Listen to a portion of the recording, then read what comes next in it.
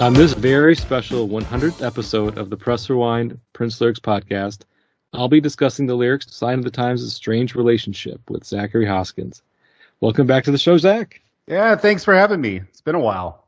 Yeah, it's my 100th episode. I just thought I would mention that because I in my mind, I knew that I was going to get here. I didn't think like I was going to fizzle out before I hit 100. But at the same time, I need to at least pat myself on the back a little bit for getting through 100 episodes of a show talking about Prince lyrics. Oh, yeah, for sure. That's a milestone. Yeah, congratulations. Yeah, took me, about 2.5 years. 2.5 years to get through. So I've been at it for a little while now. Yeah. But Strange Relationships, the topic of the day. This is the song we're going to be talking about. As I mentioned, Sign of the Times album song. It wasn't released as a single, but it is a well-known song in Prince's discography and history. If you have the CD configuration, it's the third track on the second disc. If you have the vinyl double LP, it's going to be the third song on side 3. And it's another Camille song, so it's basically the third and 3 straight Camille songs that you get off side 3 of Sign of the Times, even though You Got the Look was never intended for the Camille album. But Prince is doing the Camille voice again. And this song has kind of an interesting history. It dates back as far as 1983, at least, as far as we know. And there might be people that knew about that or had some sort of bootleg of Strange Relationship to kind of give them that information, but for those who didn't, we kind of figured that out once we saw that there was a version of Strange Relationship on the Piano and a Microphone 1983 release, posthumous release that the state put out in 2018. Right. So very obviously Prince had written this song at least by the time he recorded that, even though that version that he played on piano for that release wasn't the full version. I mean, he was like skipping around lyrics and ad-libbing stuff, so who knows? I mean, even if he did have it completely written, all the lyrics written by the time he recorded Piano and Microphone, it probably wasn't like the intention to do a full-fledged, authentic recording of the song from beginning to end. He was just kind of, playing around on the piano, which is what that whole release essentially is anyway. Yeah, I really, I know that there's an early version of this floating around, or I don't know that, but it seems very likely that there's an early version of this floating around because I remember reading in Dwayne Tudall's Purple Rain book that Prince made a tape of this and I think Wonderful Ass, the first version of Wonderful Ass for Vanity in early 1983. So, really interesting for one thing that he put this song on a tape for Vanity. That's number one. And number two, at least Vanity had a copy of that early version. So I'm really hoping that it surfaces one of these days, whether it's like another Prince, another Purple Rain deluxe, or honestly, it can leak through illicit channels for all I care. I just want to hear it. Yeah, same here. And so for the Sign of the Times Super Deluxe Edition that came out last year in 2020, we didn't get it there, but we did get another version, which was the one, I guess, recorded in 85 with a lot of Wendy and Lisa's input. They did some stuff with the Fairlight, adding a sitar and like a wooden flute sound, and there was congos in there. Had a completely different, or really different vibe than the one we got ultimately on Sign of the Times. And then the other kind of noticeable difference, besides all that extra music and all that stuff that Wendy and Lisa added, was Prince didn't sing it in his Camille voice in that version either. Right. So it was pretty different. I mean, there's elements that are the same. The lyrics are pretty much identical. Actually, not even pretty much. I think they are identical. And I think he changes one line. I think if there's I take all the blame. In the final version, he says, "Baby, I'm sorry." in the earlier version, he says, I think I'm only human. That's the only change. Yeah. Yeah, I must have missed that. I was just listening to it. Yeah, but yeah, for the most part, it's the same song lyrically. So like with a song like I Could Never Take the Place of Your Man, where he has that additional "but I'll try" at the end, Right. there really isn't much with the earlier versions that's worth talking about, because it doesn't really change the kind of the whole meaning of the song like that does. Right. Yeah, exactly. So with Strange Relationship, the 1985 version we didn't get the 83 version, which sucks. So maybe, like to your point, someday it'll show up somewhere somehow. I'll table the comment you made about giving it to Vanity and what that means. Right. I definitely want to come back to that. There's no way we're going to get around discussing Prince's relationship with Vanity when talking about Strange Relationship, but I don't want to do that quite yet. Right. Because we haven't really even started talking about the lyrics yet. So anybody who's not familiar with the song, they're not going to know why that's such a troubling idea. What he ended up doing then is removing all of that, like Wendy and Lisa extra soundscapes that they added to it. It completely changed the sound of it. Added different vocals, ultimately, like in late '86, and turned it more into just a solo Prince song, which is what he did, obviously, with a lot of Sign of the Times material before it was finally released after the 85, 86 time frame when the songs were often first written and recorded.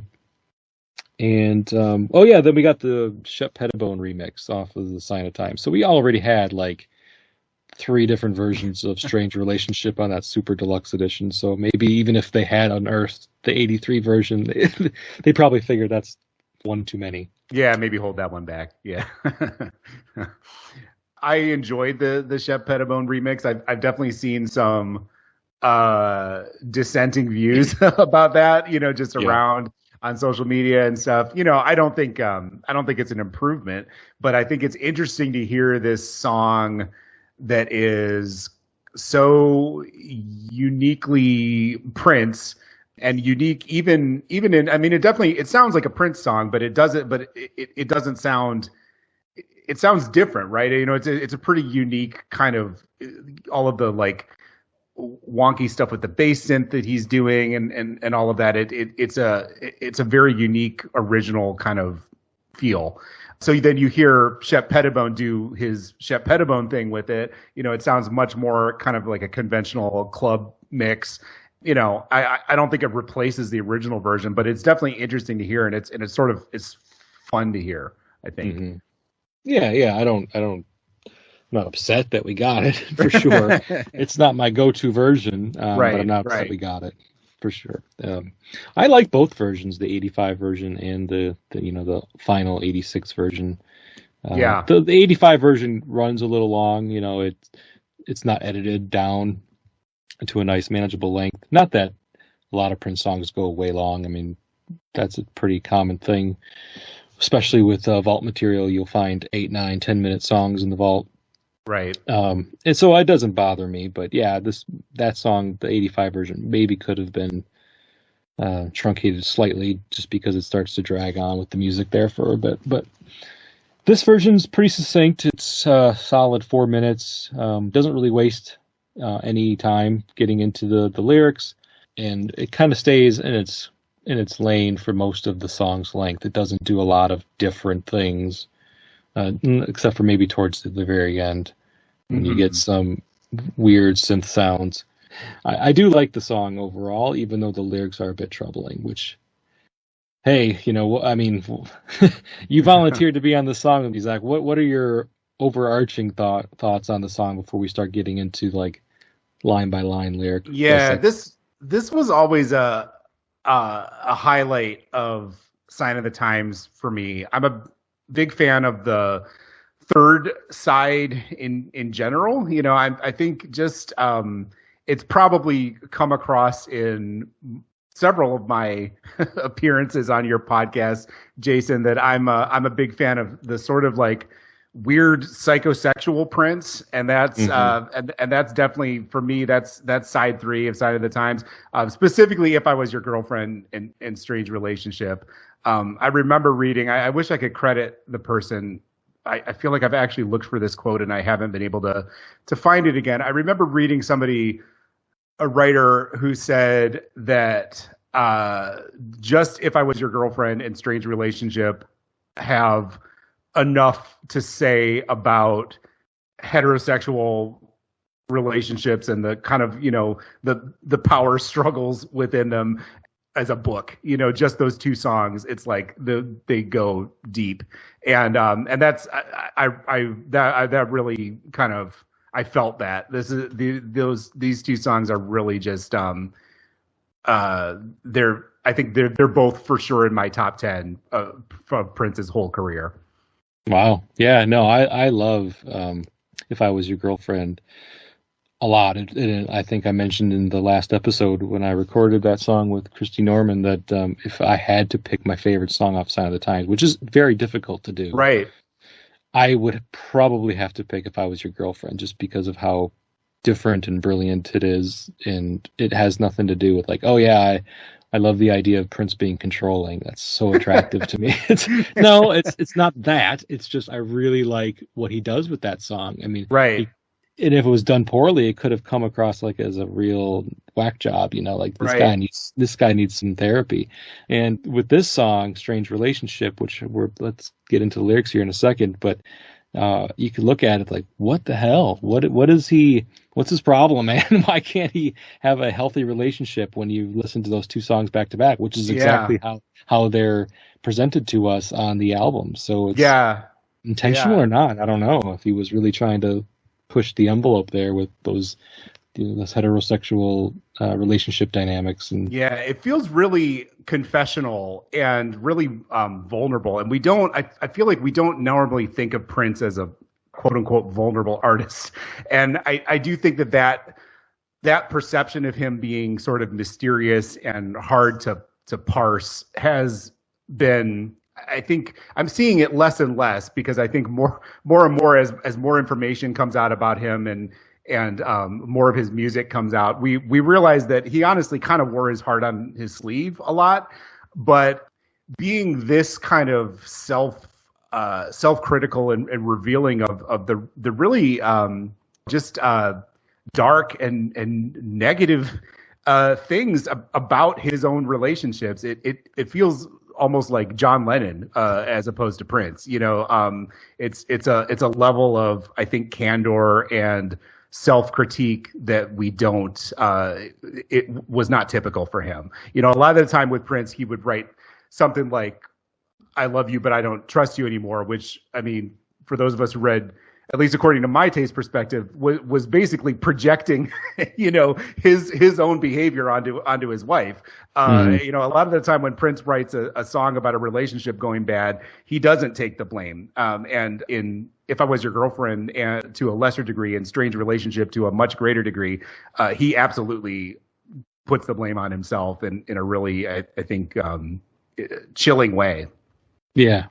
Okay. That's a great segue into getting into the lyrics, because I think at this point we've been tiptoeing around what he's been saying in the song and not actually talking about it. So let's do it. Okay, so the first verse of the song goes, I guess you know me well, I don't like winter, but I seem to get a kick out of doing you cold. Oh, what the hell, you always surrender. What's this strange relationship that we hold on to? All right, I mean, that first verse is great. I think it's a really cool verse, cool lines. I love how he uses the analogy of winter, and especially like somebody who grew up in the northern Midwest, to say like you don't like winter. Well, yeah, of course, because you live in Minneapolis. Like winter sucks up there. I'm not surprised you don't like winter. It lasts forever and it's really cold. And Prince was kind of known to, especially after he became famous and was able to do so, get the hell out of Dodge, basically. Like, go out. I'm heading to LA. I'm going to record a whole bunch of music at Sunset Sound during the winter because it's Minneapolis. Why the hell would I stay if I don't have to? But he, of course, he was always going back and forth, but it wasn't like he stayed in Los Angeles from the months of November through March and never came home. But he definitely liked to head out west and Right. get out of the snow when he could. So just that first line, I guess you know me well, I don't like winter. So he's really never made that a secret that winter wasn't his favorite season of the year, Yeah. considering especially where he lived. But then to flip that around, I get a kick out of "Doing You Cold," which is a cold ass line right Right. there. It's Yeah. really cold. And putting this song in second person is, I think, a really effective choice. It's we see it a lot. I mean, Prince has always been, I want to be your lover for you. I mean, that like second person address is really effective for love songs. And it's equally effective for a song like this, where you're just, completely dissecting this toxic relationship. And it's sort of, he sort of jumps right into it. I guess you know me well. It's sort of disorienting almost, because we don't know where we are with regard to this person who's speaking. It's sort of, we're thrown right into this relationship, like mid sentence or mid argument. So it's a really, I think, effective choice to just put you in the song and feel that immediacy of the emotions. Yeah, the other thing the song does to really kind of mask a little bit its darkness with the lyrics is the music is pretty bubbly. Like Yeah. it's bright, it's bubbly. Da, da, da, da, da, da, da, da. I mean, it's catchy. It's got a catchy hook. It doesn't sound like it's going to go where it goes when it first starts. Like the first time you hear, which, I mean, I can't remember anymore. It's been too long, but I can imagine a first-time listener to the song now thinking like they're going to get this kind of fun relationship song. Oh, it's a strange relationship. I'm with a girl who's a little bit offbeat, and because we've heard those songs before. We've heard songs, not necessarily even by Prince, but just by anybody. Like strange relationship doesn't necessarily, just the title of the song doesn't necessarily tell you anything. It just could be a song about a quirky girl that Prince digs. Right. No, this first two lines, you if you're paying attention, of course, which is always kind of the caveat. If you're not paying attention, you're still bouncing along to the music. But if you're paying attention, I get a kick out of you doing you cold. Is where you kind of like the brakes screech and you realize this isn't going to be that fun song about an interesting girl. It's not going to be a ballad of Dorothy Parker. Right. Kind of song like, oh, she was interesting. It ended up really kind of a sweet little relationship we had. No, this is not that. Yeah. And then, oh, what the hell, you always surrender. What's the strange relationship we hold on to? So that third line, what the hell, you always surrender. So he's like, I get a kick out of you and Cole, but it doesn't matter because you always kind of give in to me and give in to the damage that I'm doing. It doesn't affect our relationship. You always give in to me. And that kind of points back to the toxicity that you were talking about, how it can be a little bit toxic and abusive emotionally. Yeah. And there's something almost colder about acknowledging this dynamic and then doing nothing about it. You know what I mean? There's something it almost makes it worse that he acknowledges it. Mm-hmm. And then says, well, I'm not going to change, So, and I mean, he, this song was in gestation for 4 years, and it clearly was as relevant to him for those 4 years. So this is something I thought about. Another song from around this time, Katrina's Paper Dolls. It's this really like, sort of, it's just a kind of this character study of this woman who's always just kind of pining after her man who doesn't care about her, basically. And it's not hard to figure out who the man is in that situation. And there's something even like more cold-blooded about being that incisive about how your relationships tend to play out and then not making any adjustments.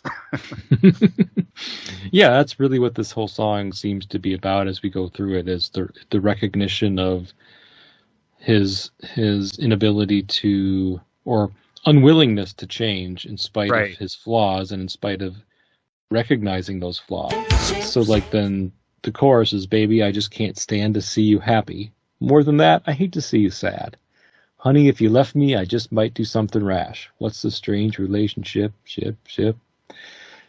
Whew. So right there, I mean that's a nice little summary of essentially what this dynamic is. I don't want to see you sad, but I also don't want to see you happy. And what does that mean for the other person in the relationship? Like it's always kind of like this given. Well, on her part, she's constantly having to forgive him in her mind for transgressions, whether it was just being cold to her, emotionally abusive, which I guess are the same thing, I suppose. If you're doing it purposely and with the intent to hurt the other person, if it's unintentional, then the person can probably be more easily forgiven as long as they make an effort to change. But if it's intentional, like I'm gonna play these mind games with her, Right. because I have that power in this relationship, because she keeps surrendering, she keeps giving in, she keeps allowing me to do it. And why would you not want to see them happy? It's almost a little sick in some ways to not want to see the person that you claim to love happy. Like why? Right. Why don't you want to see them happy? What is this strange relationship? Why? Which is actually the question that he continues to ask in the song. What is this strange relationship? What the fuck is this? Essentially is what he's saying. Yeah. Why am I like this with you? Yeah, this is for this to be the chorus, basically, it's a real gut punch. Like this is where the contrast between that bright keyboard line and the darkness of the lyrics, I think, really comes to the fore. If you left me, I just might do something rash. There's no interpretation of that line that's good. It's pretty grim. It's just one of those things where I think he's trying to work out in his brain through this song, why does he feel this way when he's with this woman? Like, right. He doesn't quite understand it himself. I can't stand to see you happy. I don't really kind of understand why I don't want to see you happy, because when I see you sad, that also upsets me.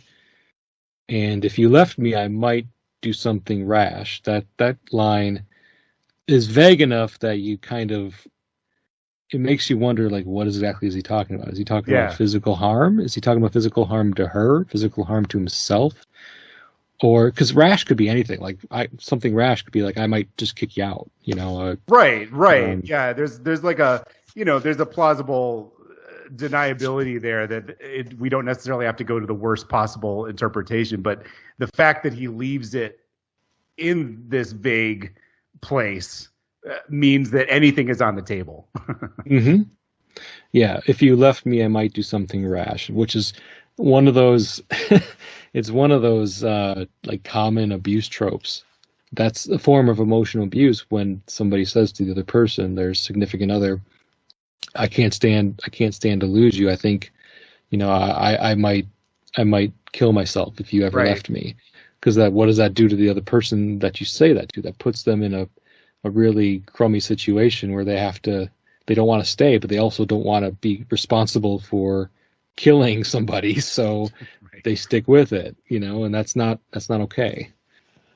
So yeah, exactly. It's just one of those lines where it can be taken dark, but it can also just be taken to mean like he's just going to do something like hurtful to her career, this person's and I say career or because he's going to dye his hair blonde, it's any number of yeah, I'm going to throw all your clothes on the lawn and burn them, like in Waiting to Exhale, except flipped on its side. So yeah, exactly. We don't have to think of it super dark, but it's his fault for writing the song this way, though, because Right. the lines are pretty dark. I tend to go dark. Yeah, I always, yeah, I don't have a sunny interpretation of that line. No, and like I said, it's Prince's fault because he wrote this song and he left that line vague after saying something like, I can't stand to see you happy. Right, right, exactly. So, yeah, I mean, it does sound a little bit like a threat in some ways. So we'll just have to kind of leave it at that. All right, the second verse, I came and took your love, I took your body. I took all the self-respect you ever had. I took you for a ride, and baby, I'm sorry. The more you love me, sugar, the more it makes me mad.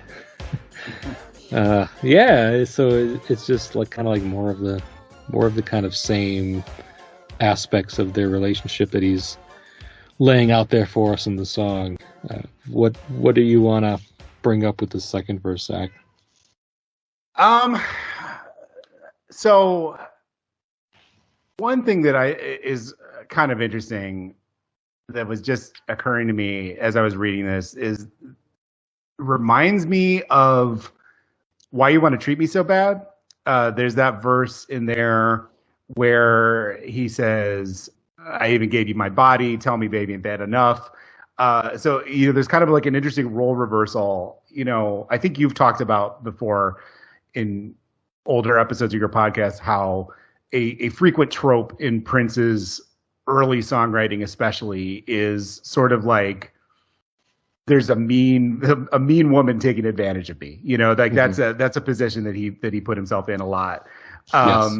And so it's interesting to hear him turn the tables and take that first person perspective. And now he's the one taking this person's body, their self-respect. And so I think that's interesting. I don't know how conscious that is. I don't think Prince was like, oh, I'm going to bury this, this reference to one of my songs from 1979. I don't think he was deliberately alluding to his own work, but I do think it says something interesting about how he kind of developed as a lyricist, because I feel like there's a lot more emotional complexity in saying these things from the perspective of somebody doing it rather than somebody having it done to you. It's there's a level of self knowledge and self-analysis there that it's easy to just blame the other person, but to take a similarly, really excoriating view at your own role is pretty powerful. And then, that last line, the more you love me, the more it makes me mad. Just it always kind of sends a chill down my spine. It's just really, this is just a really, he's not concealing anything here. This is a really vulnerable song lyrically. Mm-hmm. Mm-hmm. Yeah, I also think like with that first line, I came and took your love, I took your body, and as you were talking about how it's a little different than some of the songs he did earlier in his career, which were more of the woman doing the taking and abusing. I also think that might have something, maybe a little bit to do with the power that Prince was gaining in his career. Right. So yeah, if we say it was written in '83, then it still makes sense though, because by '83, he had finally, sniffed some success with the 1999 project. And he was already in like negotiations to star in his own movie, so he's kind of feeling a little full of himself, probably feeling himself a bit. And before you always kind of got the impression that Prince was in his really earlier stuff, like the '70s stuff and Dirty Mind stuff, that he wasn't quite there yet. Like he was feeling like maybe inferior to some of these really strong, beautiful, powerful women that he was meeting and falling for. But now by '83, there could be a little more like, you know what? I'm the shit, actually. If I look at myself, I mean, look at what I've accomplished thus far. Look at all of these adoring fans I have, and I'm even making a power move to get my own feature film, and I'm like 25 years old. That's pretty impressive stuff. This woman in the song should, these women should be really, vying for my attention. I can probably treat people like shit if and they might have to just accept it because of who I am now. And I'm not saying that that's what he was thinking when he was writing the song, because I do believe it was more written about a specific person, not just women in general. Right. And how, like, he wasn't thinking like, oh, all women are going to have to bow down to me now, and this is how all of my relationships are going to be. But it does make me think a little bit, like, he can flip that a bit, flip that common trope and turn it around now that he's gaining some popularity and power himself. I think that brings up, like, in the past, I've always said, like, oh, I don't want to assume that this song is autobiographical. And I guess I should. I probably shouldn't assume that any song is autobiographical. But this one just, I feel pretty strongly that this is he's drawing from personal experience here. I don't think that this is an abstract idea of, or this is about, this weird relationship that my friends have or something like that. Mm-hmm. This feels pretty personal to me. And I think, a lot of people have said, yeah, this was his and Vanity's relationship. And then I think when you look at 4 years later, when he put it out, it could very easily be applied as a template to his and Susanna Melvin's relationship. And, I see some of him and Jill Jones in there too, that their whole dynamic of him stringing her along, oh, I'm going to write this album for you. Oh, never mind. I'm going to put out 3 other albums first, like, you're going to have to wait 4 years for me to finally, finish this record that I've been promising you. It feels very, the more you love me, the more it makes me mad, So I definitely do. I'll just put my cards on the table and say, I think that this is Prince speaking as Prince. I don't think that this is a character or a literary conceit. Mm-hmm. No, I agree. And I was going to ask you, I'm trying to think of where I first heard the name Vanity associated with this song. I don't know if it was a book I read. I don't know if it was Alex Hahn and Laura Tiebert's book. I don't know if it was Dwayne Tudall's book. I'm not remembering specifically where anymore. Yeah, I know that Tudall's book talks about it pretty explicitly in those. I mean, obviously, none of us know. But just the fact that he put it on a tape for Vanity, and I think there's a quote from Jill there saying, like, yeah, they had a strange relationship. It's like he hit that right on the head, and they were both kind of hurt by each other, each other's infidelities, and sort of like deliberately getting back at each other back and forth until finally she just left. So that's a place where I remember, but it might have also been in Alex Hahn's book. I know that, the first time I heard this, I think probably a lot of people at the time assumed that it was about Susanna, because that was the most recent relationship. Mm-hmm. But I mean, like I said, I think it could be, I think the song clearly still had relevance to him. It was pretty easy to recycle the same way that he would recycle a song, a love or less song that he wrote about one woman, and now it's magically about the next woman. The breakup song is similar. It maybe he wrote it about Vanity, but it applied pretty easily to Susanna or whoever else.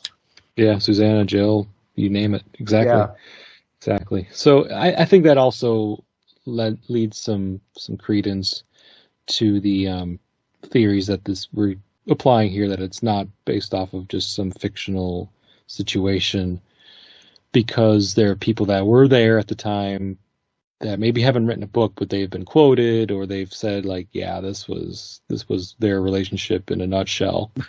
Not necessarily saying, like, I heard Prince say I wrote this about Vanity. I don't know that's not what I'm saying. But when they hear this song and then ask them about their relationship, people that were there and saw it firsthand can look at this and say, yeah, this kind of fits. They weren't great for they were great for each other and awful for each other simultaneously, it seems like. Right. And also, we're getting the one side. I mean, Prince sounds like a real asshole in this song, but we don't know. I mean, If Vanity did a song similarly around the time, how awful would she have sounded if she would have taken the same kind of approach towards lyrical and talking about her relationship? Was she perfect? I mean, Right. I don't know. I doubt it, but because nobody is. But it does make you wonder. Like, it does make him sound really bad because he's singing the song and he wrote the song. But how much of it was mutual? Like, were they just kind of crappy to each other? I don't know.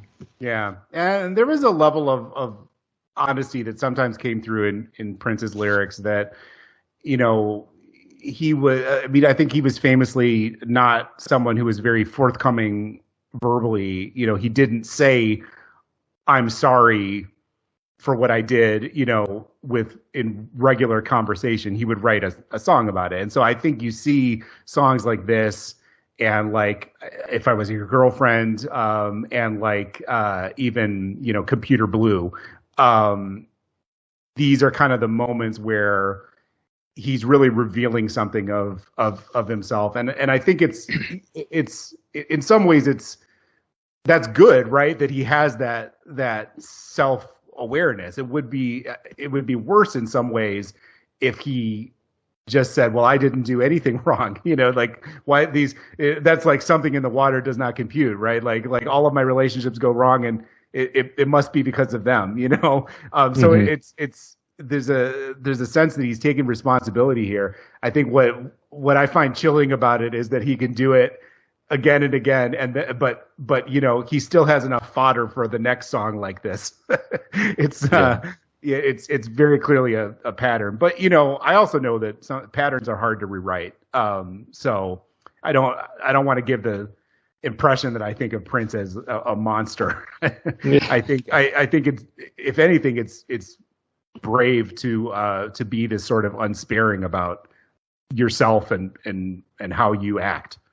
Sure.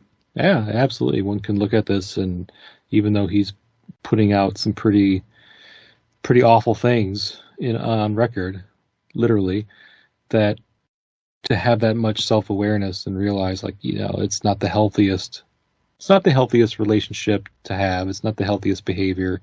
Maybe some of the things that I'm doing are sabotaging my relationships, and am I doing that on purpose? Is it subconscious sabotage? Well, what's going on with me? I mean, he says, I took you for a ride and baby, I'm sorry. But then he doesn't follow up with that with like, and I'll promise to do better, or I'll, you know, that the next line is, after I'm sorry, the more you love me, the more it makes me mad. So it's not an apology song, really, even though he says I'm sorry in it. It doesn't really feel like an apology song. It's just kind of like, you know, I'm sorry, this is unfortunate, and I wish that I could change right now, but I'm not in a place where I can do that. Right. When I see you, it just makes me mad to see you happy, or to, you know, when you love me. And in ways, that line does actually speak a lot to self-sabotage. Like, this person loves me for some reason because I'm not that great to her. I don't treat her as good as I should, and she still loves me anyway. That pisses me off. Why isn't she like slapping me across the face and telling me that I'm a piece of shit and I'm going to leave you? Why does she keep coming back? Why does she keep allowing me to do this? Yeah, it is. It's sort of like, yeah, why can't I successfully push this person away? Yeah. Yeah. It kind of gives me that vibe, that last line. It's making him mad that her unconditional love is making him mad. Like he doesn't deserve it. It's what almost like he feels like he's saying there. Mm-hmm. So that's the second verse. So we get to the chorus again. The chorus is pretty much the same as before. Baby, I just can't stand to see you happy. More than that, I hate to see you sad. Honey, if you left me, I might just do something rash. What's a strange relationship? Ship. And then we get some do's because, you know, what song about an emotionally abusive and unhealthy relationship, toxic relationship doesn't deserve a do. Hey, you need to sing along. Yeah. Do. I mean, totally fitting, right? All right, kids, sing along. Yeah. Stop fishing coffee. No, whoops, wrong song. So yeah, we get that, and then we will get to then the third verse, third final of original lyrics. Isn't it a shame this ain't a movie? Then you could rewrite my every line. I'll take all the blame, yo baby, I'm sorry. But I didn't like the way you were, so I had to make you mine. Again, I mean, there's just line after line in this song that just cuts like a knife. Yeah, But, that yeah, last go so ahead. many of these last lines are just they're so loaded. Yeah. Yeah, exactly. I get a kick out of doing you cold. The more you love me, the more it makes me mad. And now uh, I didn't like the way you were, so I had to make you mine.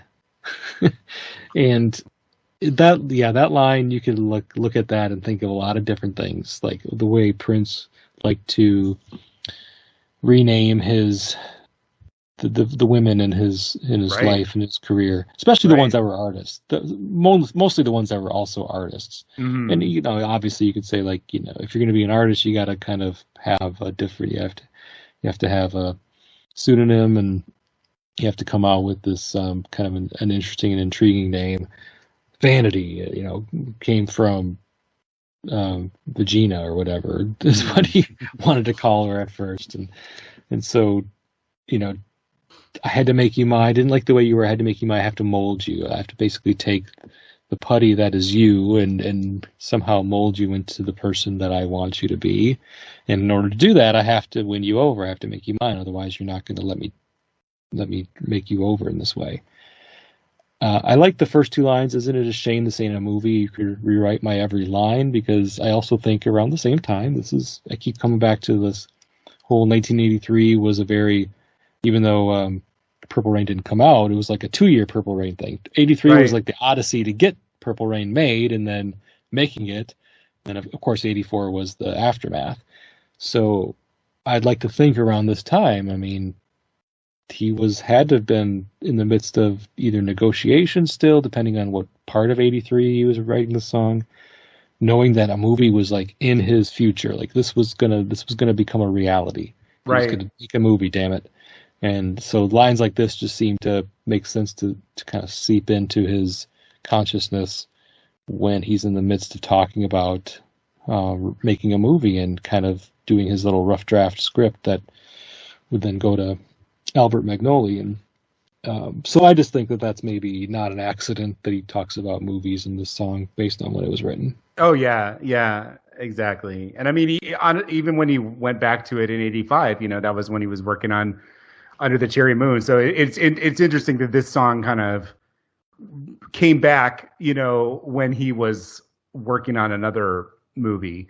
This always reminds me of, there's a song by Elton John called I've Seen That Movie Too, which basically it takes those two lines and makes a whole song out of it. Like, it's the same kind of thing about, like, feeling trapped in this relationship where you feel like you're watching it on a screen. The pattern is so predictable that Mm-hmm. it feels like you're watching actors act it out. I don't necessarily think that Prince, I think it's probably a common enough feeling that I don't necessarily think Prince was like given a nod to Elton John. It's just interesting to me. It always reminds me of that song. That line in particular really kind of hits close to home for me, because I've definitely been in I've been in relationships where it feels like the arguments almost become scripted. Like you feel like you're watching yourself on a stage or something. So it's it feels relatable, I think, in a way that maybe some of the other lyrics don't, or I would prefer them not to be. Mm-hmm. Yeah, I can understand that. I think even as somebody who's married, and you end up having a lot of the same fights. Right. It does feel scripted. I can relate to that for sure. And then this third line, I'll take the blame. Great. I'm sorry. Okay, cool. But I didn't like the way you were, so I had to make you mine. Again, he's like, yeah, he's taking the blame, obviously, because in the song, who else would get the blame based off of what he's writing, and apologizing for the second time in the song, but just not really. The sincerity just doesn't feel real here in this. Yeah, I never thought about it in this terms, but like you said, I mean, he literally says "I'm sorry" twice in this song, and I do not think of this as an apologetic song. Like, it's because he always says "I'm sorry" in the second to last line, and then he turns around and sticks the knife in deeper. Mm-hmm. it is a song that does make the listener wonder, like, is there supposed to be an apology buried in there somewhere, kind of like She's Always in My Hair? And Yeah. like he wanted to apologize and just didn't come across that way, or couldn't really see it through and didn't really hit the mark, or did he write this song with these apologies in here knowing full well that it was going to come across sounding insincere and not really giving the person who was intended for any kind of, or any sense that he was being that he was actually feeling like he was sorry about it? Because if that was intentional, then he really needed to add a few more lines in the song to show that. Because it's one thing to like show the bad stuff, but then somehow show there's a little bit of light at the end of the tunnel, and that maybe there's just a glimmer of hope that this person is going to change and make things right. But he really just doesn't do that in this song. He just doesn't do it. Yeah, and I think even structurally, it sort of feels like this is just going to go on forever. Like you mentioned that this isn't a song that has a lot of changes. It kind of sticks to the same melody, verse after verse. The chorus is it's really only a chorus because it repeats. It doesn't have a wildly different melody or structure than the verses, and then it fades out. And so it just kind of feels like this pattern is just going to go on an endless loop, until one or the other leaves. It's interesting how the structure of the song reflects that, the lyrics. The way the song fades out doesn't give you, the listener, closure either. Because that's the one thing about fade outs, is some people don't like them because they don't feel like they're actually ending. It's just kind of like it just keeps going infinity, but you just don't hear it anymore, right? Because they've kind of removed the sounds from it, but the song is still going, and they just took it away from you to listen to. So that's another reason why maybe like a song like this fading out, it makes sense from that standpoint, because you don't really get closure in this song. Yeah, those are the last like new lyrics to the song. We get the chorus again, same chorus. Can't stand to see you happy, hate to see you sad. If you left me, I might do something rash. What's this strange relationship? And you get a whole bunch more do's. And then as the song, he starts throwing some different lines in there. Again, don't know if they're necessarily ad libs or just kind of vamping a little bit. But the one line in this outro that I will highlight, because I think it's an amazing summary of what we've been listening to, is the "can't live with you, can't live without you." Yep, that's exactly it. Yeah, and it does feel like he's drawing that to our attention to that, because I think he double tracks his vocals in that part, so he's like harmonizing with himself. So yeah, it does. And isn't it funny that this song that we've been talking about, how deep it is, and talking about it for an hour, you could also basically sum it up with a literal cliche. But I think cliches are cliches for a reason. So I think this kind of, like, you might say, oh, you can't live with him, you can't live without him, or whatever, and not think about it. But when you really go through, this song takes that cliche and shows the kind of the ugliness inside it, and all of the difficult feelings that are wrapped up in that. Yeah, for sure.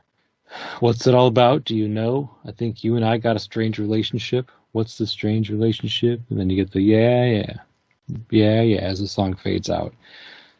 So that's essentially Strange Relationship from a lyrical standpoint. I'm trying to think if there's anything more I wanted to say about it. Is the song misogynistic? I don't know. It may come across as misogynistic, or is it just really more about toxic relationships? And it wouldn't matter, like, if this was a woman singing it to a man, or a man singing it to a man, or a woman singing to another woman. I'm not so sure if it's misogynistic from the standpoint like he doesn't like women, therefore he's treats him like crap, or if it's just something about this one particular woman that he just has this strange relationship with that really kind of triggers him in some ways. Right. I don't know. Yeah. It's kind of an open-ended. Yeah, exactly. Yeah, I mean, I think that's a good question. I have a high tolerance for this kind of thing, just because, like I said, like people are not angels, and we can have patterns and behaviors that we know are wrong, but continue to persist in those behaviors. I mean, especially when we're young, and Prince was young when he wrote this. And I think about the fact that he, wrote this before Purple Rain came out. He wrote this around the same time as Computer Blue, which, especially in the extended hallway speech, is a similar kind of like looking at, I mean, the song goes, "Where is my love life?" Like, looking at what the hell is wrong with me, basically, is the kind of question that song is asking. And around the time of Purple Rain, he had a spiritual awakening, and I think this is entirely, I'm opining about something that I don't know anything about, but to me as an observer, it feels like his spiritual awakenings, plural, always tended to have a lot to do with how he was treating people. He had just come off of the 1999 tour where he was juggling 3 women at least, and they were all, fed up with him about it. Yeah. And I think he got to these places where he was, and I think he literally said this about his second spiritual awakening around Lovesexy, that he was mean, and he just he was treating people like shit. And now he's happier, and so I think, I don't know, again, I'm reading into this. I don't know. This is all interpretation, but I do think that what makes this song not misogynistic for me is just the fact that he's contrite and he's looking at these patterns and he's acknowledging his role in it. I know that this is, like people who think that this song is misogynistic, this will not be any comfort to them. But like I said, it reminds me of John Lennon's songs where he would really take a really harsh, shine a really harsh light on some of his worst, I'm thinking about Jealous Guy, for instance, shine a really harsh light on some of his worst tendencies. And I know that, we're not, John Lennon is not an unproblematic fave. No, he's no saint. He's no saint. But there's a similar, there's a similar feeling in this. And I think it's worth saying, that Prince, if Prince was influenced by the Beatles at all, it was definitely by John Lennon. That's the one that he's called out and said, I know that he said that, When You Were Mine was influenced by John Lennon's songs specifically. So I do think that there's an interesting parallel there, and an interesting kind of, maybe it's less that the song is misogynistic and more that the singer is being honest about their misogynistic tendencies, which feels better to me. No, I do. I agree. And I didn't want to set you up with the question, is the song misogynistic? Zach? What's your answer? Well, that's something that I speak for all men. Yeah. It's something that you have to kind of grapple with sometimes because, there is that streak in, I mean, look at Purple Rain, for God's sake, so it's kind of, you do have to kind of wonder, what's going on here? To what degree is this acceptable or recuperable? So yeah, it is something that I've thought about, and I don't have a definite answer, but that's kind of where my comfort level is with it. Yeah, and I'm with you. I think for me, it's less, to me, again speaking for myself, less misogynistic and more just talking about a specific relationship, and not to say that there isn't maybe some inherent misogyny involved in that. Who knows? But we'll never know for sure. But what we can tell you is that this song certainly does have its chilling aspects. It does, on from one side of the relationship fence. You look at it and you really wonder what was going on between the two of them, or if the song is about Vanity or Jill or Suzanne or anybody really, because all we're getting is Prince's side, and Right. the fact that it could be, as we talked about, applied to different relationships, kind of tells you it's not really about one person necessarily. Like, it's not a one-sided thing. Like, this is only in a vacuum how Prince and Vanity's relationship was. I think this time in his life, he was probably struggling with his ability to manage his relationships across the board, and this was just kind of like one manifestation of that, is the song "Strange Relationship." And now somebody's going to, say there, or somebody could easily say, who was in a relationship with them in the 80s, like, that's not the Prince I got. When I was with him, he was a wonderful person, kind, caring, generous, giving, et cetera, et cetera, et cetera. Okay, great. That's your experience with Prince, and that's wonderful. It's great to hear, actually, that there was some healthy relationships that he was able to maintain out there. But at the end of the day, nobody that he was with in the 80s ended up being his soulmate for life, because it just didn't work out that way. We all know that. I mean, that's fact. That's actual fact. That's not like subjective.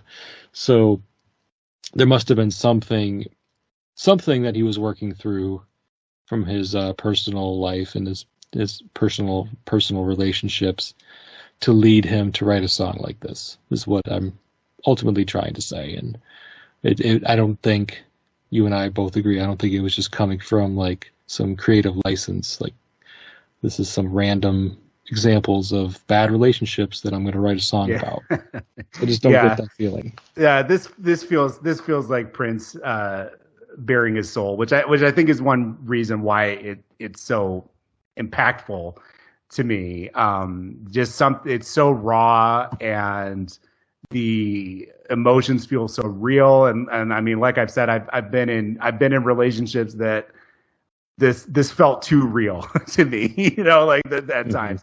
Maybe not every word, but for sure there were resonances where I was like, oof, this is not a song that I want to be identifying with. Like, I need to do some soul searching about this relationship if I'm feeling like this reminds me of Strange Relationship. So yeah, this is one of my, it feels weird to talk about a song this kind of dark as one of my favorites. But it is. This is one of my favorite Prince songs for sure. Cool. Well, that's perfect for you to have been the guest on my 100th episode to talk about Strange Relationship. Then I'm glad that you agreed to do it, and I'm glad to have had you on today, Zach. Yeah, anytime. So since we've kind of covered Strange Relationship, I want to ask you if you have any final thoughts you wanted to talk about. It feels like you kind of already did that, but just in case. Yeah, I think I put a bow on it. I won't belabor the point. Okay. Well, where can people find you and your work, your writing? Sure. So I write a song by song blog about Prince's music that is it's both, it's going faster and slower, because I did my 100th post a while ago, but you're also much farther into the catalog than I am. I'm back in Purple Rain. So if you're feeling nostalgic for the earlier 80s and you want to go back, I just posted the third of 3 parts about Purple Rain, because that's such a massive song. I couldn't get it out in one post. So you can find that. It's called Dance Music Sex Romance, and you can find it at princesongs.org. Okay. Well, I will definitely put a link to princesongs.org in the show notes, and make sure people are aware of that, because it's a wonderful blog. And I think the reason why maybe your 100th post is back in Purple Rain is because you also write about some of the extra stuff, like the Vault stuff and stuff that popped up on like the 1999 Super Deluxe and the Purple Rain Deluxe. And so I haven't done that with my show yet. I haven't gone to the Vault yet for any of my episodes. Arguably a smart move, but I'm not sweating about taking a long time anymore. I'm just like, this is my life's work. If it takes me 40 years, the same as it took Prince 40 years, so be it. You know, I'm just doing it until people get sick of it. So yeah, it's a fun journey, as I imagine yours is. Yeah, it absolutely is. It absolutely is. And even though this song isn't necessarily fun in the traditional definition of that, it was fun talking to you today, Zach. So thanks again. Thank you. You're welcome. This has been the Press Rewind Prince Lyrics podcast. I've been your host, Jason Brenninger. You can find the podcast at Press Rewind Pod on social media, Instagram, Facebook, Twitter.